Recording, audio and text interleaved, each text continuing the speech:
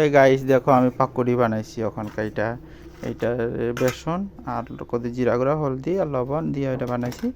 আর অক্ষণকা বানামো দে এইটা হইলা আমরা লেগে আর কি ঝাল ঝুল দিয়ে বানামো। আমার এইটা আমার মেয়ের লেগে বানাইছি আর এইটা বানামো আমরা লেগে। তেল দেখো বয়সি গ্যাসে বানাইতেছি।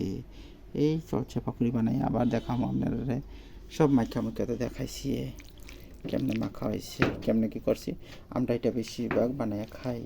আমরা এই পাকুড়িটা তারপর দিয়েছিলাম আমরা এর মধ্যে দিয়ে আমরা ইতান বানিয়ে খাই।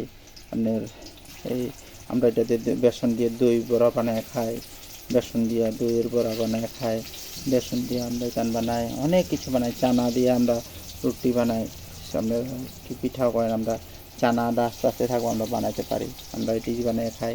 আমরা অনেক জিনিস বানাই।